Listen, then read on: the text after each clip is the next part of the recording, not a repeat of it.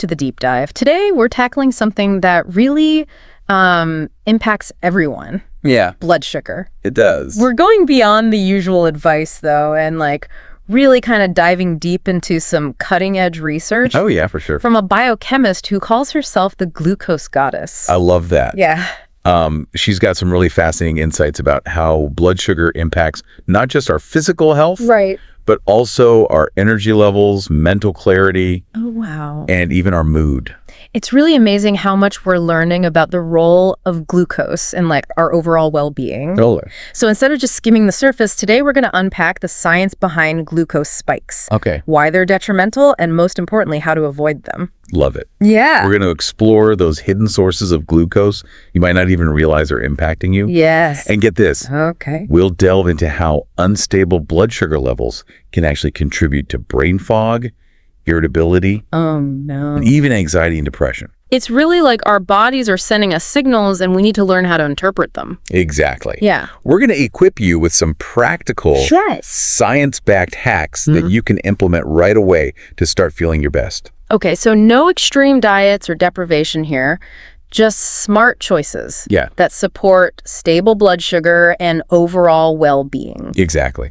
So let's jump right in. Let's do it. We all know glucose is our body's primary fuel source, Yes. but what's really interesting is the impact of those rapid surges in blood sugar after we eat certain foods. All those glucose spikes. Yes, those glucose spikes. Yeah. What happens there? Like flooding a car engine with too much fuel all at once. Oh, It's not going to run smoothly. okay. It might sputter, stall, or even overheat. Got it. It's the same with our bodies. Oh, so those sudden spikes in glucose can overwhelm our system Yeah. and lead to a cascade of negative effects. Exactly. Yeah. And one of the key areas impacted is our mitochondria. Okay. Those tiny powerhouses within our cells that are responsible for converting glucose into energy. Okay. When we overload them with glucose, they can't keep up, leading to what's called mitochondrial fatigue. That explains why I often feel drained after a sugary meal or snack. Totally. It's not just a temporary energy dip. Yeah. It's actually affecting the way my cells function. Yeah, it is. Wow. And those excess glucose molecules can also bind to proteins and fats in a process called glycation. Glycation, I've heard of that. Yeah, Isn't it related to aging? it is. Okay. Think of it like slowly cooking your tissues from the inside out, Oh, no. contributing to wrinkles, stiffness, and even organ damage over time. Okay, so we're talking about more than just a few extra wrinkles. Oh, yeah. It's actually impacting the health of our organs and accelerating the aging process. Exactly. Okay, wow. This is a lot more serious than I originally thought. And there's a third major issue with glucose spikes. Oh, gosh. Okay, what's that? Inflammation. These rapid surges in blood sugar trigger an inflammatory response throughout your body. And I know inflammation is linked to so many chronic diseases. Oh, yeah. From heart disease and cancer to autoimmune conditions. Exactly. God. It's like a silent fire smoldering within us, contributing to a whole host of health problems. This is really eye-opening. Yeah. We often focus on the obvious sugary culprits like candy and soda. Yeah. But what about those hidden sources of glucose that we might not even be aware of? Oh, there's a lot.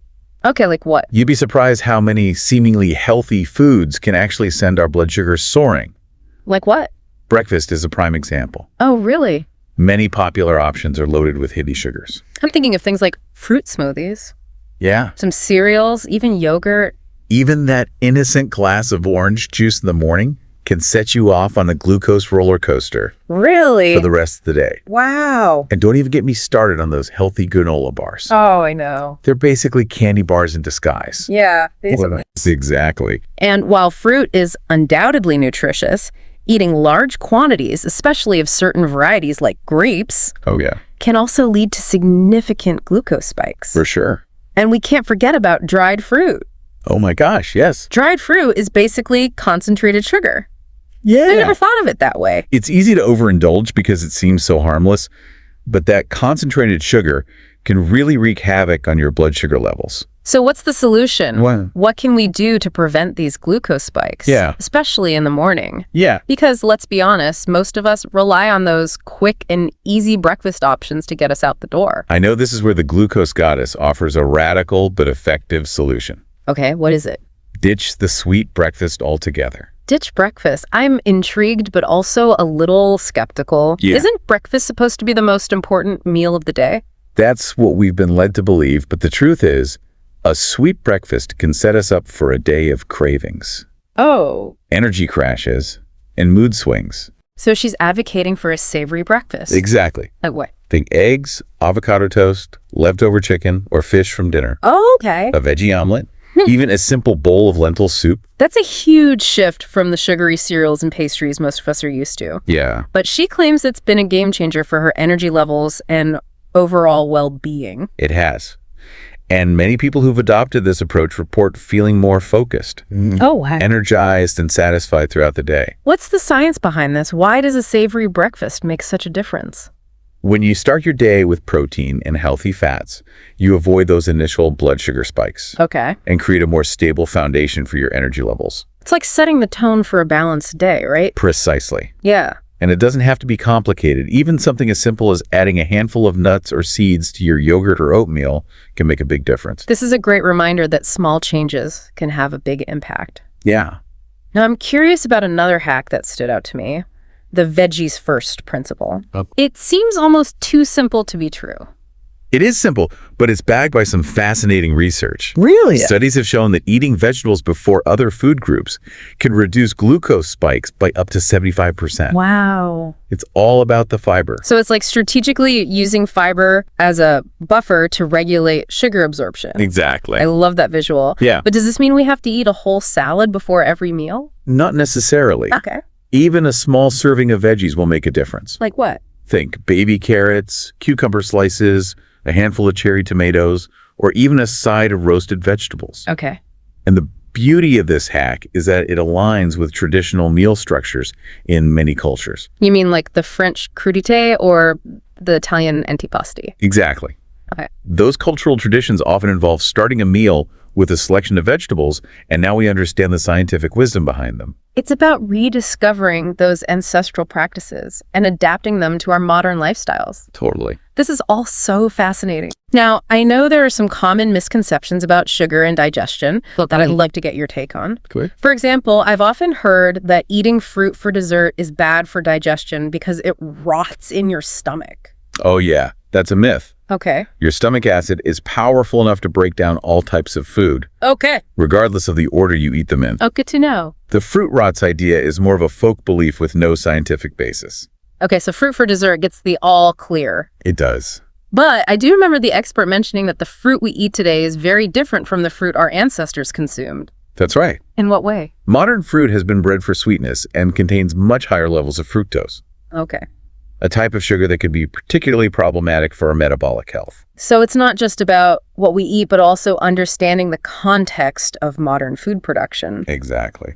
Speaking of modern approaches, this deep dive really challenges the conventional wisdom of calorie counting. Oh, it does. Why is focusing solely on calories not enough? Because it's like judging a book by its cover. What do you mean? Two foods can have the same calorie count, but vastly different effects on your body, particularly when it comes to glucose spikes. So it's like comparing a sugary donut to a bowl of oatmeal. Yes, They might have similar calories, but the impact on your blood sugar is completely different. precisely. Okay. And those glucose spikes can trigger fat storage, Oh. disrupt your hormonal balance, Oh, gosh. and even increase your risk of developing chronic diseases. So we need to move beyond this simplistic view of calories and start paying attention to the quality of our food and how it interacts with our bodies. Radically.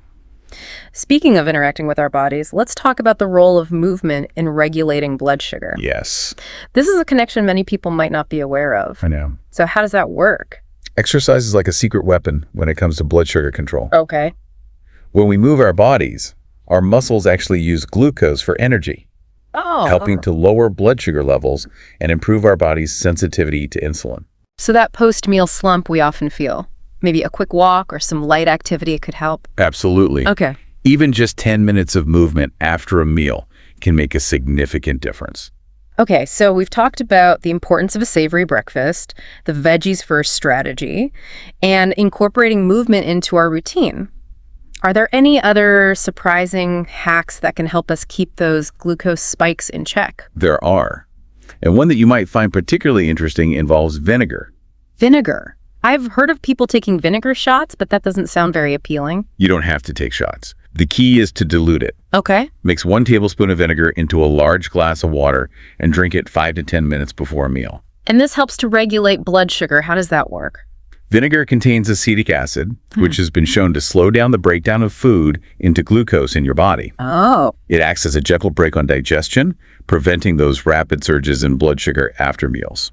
So it's like a natural way to moderate glucose absorption? Exactly. I'm definitely going to try that. What about when we're craving something sweet, like a snack or a treat? Is there a way to indulge without sending our blood sugar through the roof? Absolutely.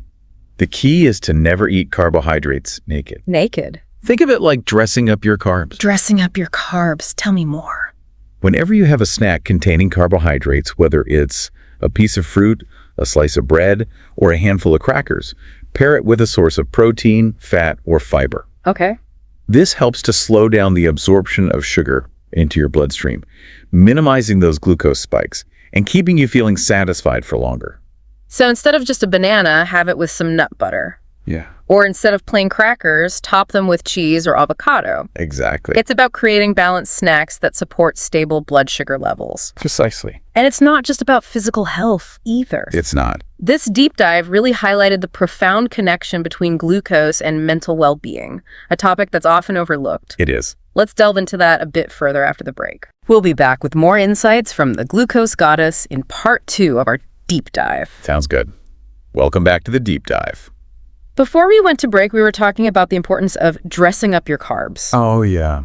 That concept really resonated with me. Yeah, me too. It's such a simple but effective way to think about creating balanced snacks Yeah. that support stable blood sugar. For sure. And it leads perfectly into the next topic, the link between glucose and mental well-being. Yes. I know we've all experienced those sugar highs and crashes that can affect our mood Yeah. in the short term, Totally. but this deep dive goes much deeper, exploring how blood sugar fluctuations can contribute to more serious mental health challenges Yeah. like anxiety and depression. Absolutely. It's an area that's often overlooked, but absolutely crucial to understand. Yeah. The glucose goddess actually shares a very personal story about her own struggles with mental health. Oh, really? She spent years trying various therapies and treatments with little success. And it wasn't until she started monitoring her blood sugar Okay. that she realized the correlation between her glucose spikes and episodes of anxiety, depression, Oh, wow. and even depersonalization. Depersonalization, that sounds really intense. It's a dissociative state where you feel disconnected from yourself and your surroundings. Okay. It's almost like you're observing your life from outside your body. Wow. And for her, these episodes were often triggered by significant glucose spikes. So her mental health challenges weren't just psychological, they Yeah. were directly linked to her blood sugar fluctuations. It seems so. That's a huge revelation. Yeah. But how exactly does unstable blood sugar impact our mental state? Well, remember, our brain relies heavily on glucose for energy. Right. When our blood sugar levels are constantly fluctuating, Wow. it creates an unstable environment for our brain cells to function properly. So it's like trying to run a computer on a faulty power supply. Yes. It's going to crash or malfunction. Exactly. And that could lead to a whole range of cognitive and emotional symptoms, Like what? from brain fog and irritability to difficulty concentrating, anxiety, Oh, wow. and even those feelings of depersonalization that the glucose goddess described. This connection between glucose and mental health is fascinating. It is. And it makes me wonder about the implications for people who already struggle with mental health conditions. Yeah. Could managing blood sugar be a piece of the puzzle in their treatment? It's certainly a factor worth considering. Okay. While managing blood sugar isn't a cure-all for mental health challenges, Yeah. it can create a more stable foundation for emotional well-being. And isn't there some research to back up this connection? Absolutely. There's a study that really brings this connection to life, Okay. although it might sound a little unusual. Oh, really? Scientists recruited 200 married couples Okay. and gave each person a voodoo doll representing their spouse. Wait, a voodoo doll? Yes, you heard that right. Wow, okay. They asked the couples to stick a pin in the doll every time their spouse annoyed them over a period of 6 weeks. That's an interesting approach. It is. And what did they find? The people who had the most irregular glucose levels had stuck significantly more pins in their spouse's voodoo dolls. So unstable blood sugar literally makes us more irritable and reactive towards It others. seems so. Wow. The study suggests that unstable blood sugar can make us more sensitive to stress, Okay. more easily frustrated, and more likely to perceive our partner's actions as annoying. Wow, that's really powerful. Yeah. It makes you think about how often our reactions to others might be influenced by factors we're not even aware of. Yeah. Like our blood sugar levels. It's a reminder to be more mindful and compassionate, both towards ourselves and those around us. Absolutely. Now, we've talked about how diet and exercise can help regulate blood sugar. Right. But what about sleep? What role does sleep play in all of this? That's a great question. I know sleep is crucial for overall health, but I'm curious about the specific connection to blood sugar. Well, when we don't get enough sleep, our bodies produce more of the stress hormone cortisol. Right. And cortisol can interfere with insulin's ability to regulate blood sugar effectively. So it's like cortisol is working against insulin. Exactly. Yeah. And over time, this can lead to insulin resistance, Okay. which means our cells become less responsive to insulin's signals to absorb glucose from the bloodstream. That makes sense. If our cells aren't responding properly to insulin, Yeah, then glucose levels are going to stay elevated. precisely. And this can increase the risk of developing type 2 diabetes and other metabolic disorders. Oh, wow. So getting enough sleep is not just about feeling rested and energized. Right. It's also about supporting healthy blood sugar regulation. Okay, so we've established that sleep is crucial. Yes. Are there any other lifestyle factors that can impact blood sugar? Stress is another big one. Okay. When we're stressed, our bodies release a surge of hormones, including cortisol, which, as we just discussed, can disrupt blood sugar balance. So it's like a vicious cycle. Stress can lead to elevated blood sugar. Yeah. And then those blood sugar fluctuations can further exacerbate stress levels. Exactly. And it highlights the interconnectedness of our physical and emotional well-being. So what can we do to manage stress and support healthy blood sugar? There are many effective stress management techniques, including mindfulness meditation, Oh, yeah. deep breathing exercises, yoga, and spending time in nature. It's about finding what works for you and incorporating those practices into your daily routine. Exactly. And remember, even small steps can make a difference. Yeah. It's about cultivating a lifestyle that supports both your physical and emotional well-being. This has been such an insightful conversation so far. know, right? We've covered so much ground, from the science of glucose spikes to the surprising connection between blood sugar and mental health. Yeah. And we've explored practical hacks to regulate blood sugar, from dressing up our carbs to incorporating movement and prioritizing sleep. But there's still more to explore. Yes, there is. In part 3, we'll delve into some common myths and misconceptions about blood sugar and discuss the future of the glucose revolution. We're back for the final part of our deep dive into the glucose revolution, and I'm really excited to continue this conversation. Me too. Mm. We've covered so much ground already, but there's still more to explore. Yeah, and I think it's important to address some of the common myths and misconceptions surrounding blood sugar, Oh, for sure. because these myths can often lead us down the wrong path when it comes to making healthy choices. Definitely. I remember, struggling to make sense of all the conflicting advice out there. Oh, yeah, it's definitely overwhelming. Yeah. And one of the biggest misconceptions is this idea that we need to avoid all sugar altogether. That seems pretty extreme. I mean, our bodies need glucose to function. Exactly. Yeah. It's not about eliminating sugar entirely. It's about understanding the different types of sugar Yeah. and how they impact our bodies. For example, the Glucose Goddess emphasizes the importance of distinguishing between glucose and fructose. I've heard of fructose. Isn't that the sugar found in fruit? It is, but it's also found in many processed foods in the form of high fructose corn syrup. Okay. And while glucose is our body's preferred energy source, fructose is metabolized differently, primarily by the liver. So what's the problem with fructose? When we consume too much fructose, it can overwhelm the liver, leading to fatty liver disease, insulin resistance, and even increased risk of heart disease. Wow, I didn't realize fructose could be so detrimental to our health. It can. I guess it's not just about avoiding the obvious sugary treats, but also being mindful of hidden sources of fructose in processed foods. Exactly. Reading food labels carefully and being aware of added sugars is crucial. Right. And it's not just about the type of sugar, it's also about the quantity. Okay. Even natural sugars, like those found in honey or maple syrup, can contribute to blood sugar imbalances if consumed in excess. So moderation is key even when it comes to natural sweeteners. Absolutely. Now, another common myth is that artificial sweeteners are a healthy alternative to sugar. I've definitely fallen for that one. I used to think diet sodas and sugar-free snacks were a guilt-free way to satisfy my sweet tooth. Unfortunately, artificial sweeteners are not as harmless as they seem. Oh. While they don't directly raise blood sugar levels, research suggests that they can disrupt our gut microbiome Oh, wow. and actually increase cravings for sugary foods. So they might not spike our blood sugar in the short term, but they could be contributing to long-term metabolic issues. Exactly. And they can also trick our bodies into thinking we're consuming sugar, leading to insulin spikes that can actually contribute to fat storage. This is really eye-opening. It seems like we need to rethink our relationship with sweeteners altogether. I think that's a wise approach. Yeah. And it's not just about sweeteners. We need to reevaluate our relationship with food as a whole. I love that idea. Instead of viewing food as the enemy, we can start to see it as a source of nourishment and energy that supports our overall well-being. Exactly. And that includes being mindful of the quality of the food we eat, Right? the way we prepare it, and even the environment in which we consume it. I remember the glucose goddess mentioning the importance of mindful eating, paying attention to our hunger cues, and slowing down to savor each bite.